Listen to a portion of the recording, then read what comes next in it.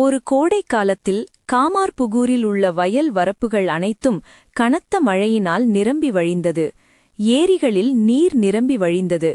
அப்பொழுது குருதேவர் சேரி பக்கமாக வந்து கொண்டிருந்தார். ஏரியில் உள்ள மீன்கள் வெளியே குதித்தன. மக்கள் அந்த மீன்களை பிடிக்கத் துவங்கினர். அதில் ஒரு மீன் குருதேவரின் காலடியில் வந்து விழுந்தது.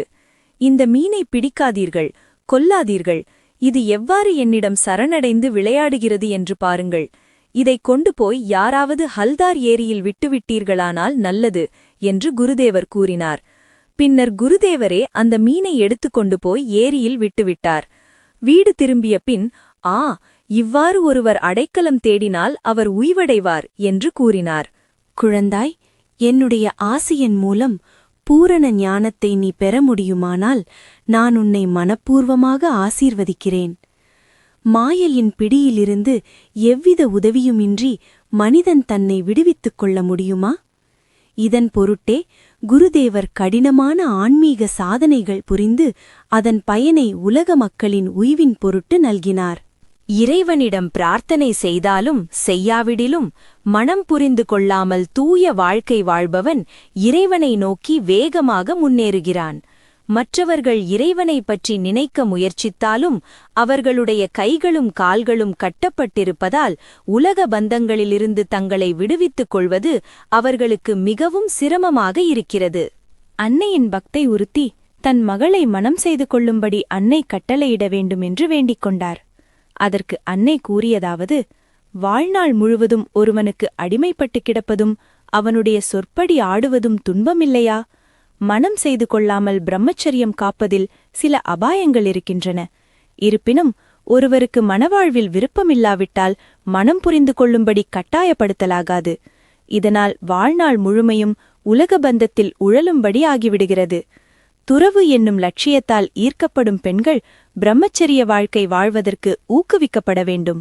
உன்னுடைய சாதனை, சொல், செயல் ஆகியவற்றில் உண்மையானவனாக இரு. நீ பேறு பெற்றவன் என்பதை உணர்வாய்.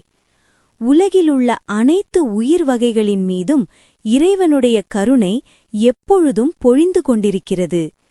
கருணையை கேட்க வேண்டிய அவசியமே இல்லை. தியானத்தை ஒழுங்காக செய். இறைவனின் எல்லையற்ற கருணையை புரிந்து கொள்வாய். உண்மை, அன்பு, இதனையே கடவுள் விரும்புகிறார். வெறும் வார்த்தைகள் இறைவனை தொடாது. குருதேவர் உங்களை காப்பாற்றுவார். அவருடைய திருவடிகளில் தஞ்சம் புகுந்தவர்களையும் அனைத்தையும் துறந்து அவரிடம் சரணடைந்தவர்களையும் தூய வாழ்க்கை வாழ விரும்புபவர்களையும் குருதேவர் காக்கவில்லையெனில் அது அவருடைய மிகப் பெரிய தவறாகும். நீங்கள் அவரிடம் சரணாகதியடைந்த மனநிலையில் வாழ வேண்டும். அவர் விரும்பினால் உங்களுக்கு நல்லது செய்யட்டும். உங்களை மூழ்கடிப்பது அவருடைய இச்சை என்றால் அப்படியே ஆகட்டும். ஆனால் உங்களுக்கு வழங்கப்பட்டிருக்கும் ஆற்றல் அனைத்தையும் உபயோகித்து எது தர்மமோ அதனைத்தான் நீங்கள் செய்ய வேண்டும். சீடர் கேட்டார்: யாரெல்லாம் குருதேவரை தங்களுடைய ஆன்மீக லட்சியமாக கொள்கின்றார்களோ அவர்கள் மீண்டும் பிறப்பதில்லை என்று குருதேவர் கூறியுள்ளார். சுவாமி விவேகானந்தர் சந்நியாசம் பெறாமல் முக்தி பெறுவது இயலாது என்று கூறியுள்ளார். அப்படியானால் இல்லறத்தார்களுக்கு என்ன வழி? அன்னை கூறினார்: குருதேவர் கூறியுள்ளது முற்றிலும் உண்மை. அதேபோன்று சுவாமிஜி சொல்லியிருப்பதும் முற்றிலும் உண்மையே. இல்லறத்தாருக்கு வெளித்துறவு அவசியமில்லை. அவர்கள் உள்துறவை எவ்விதச் சிரமமும் இன்றி தன்னிச்சையாக அடைவார்கள். ஆனால் சிலருக்கு வெளித்துறவு அவசியமாகிறது.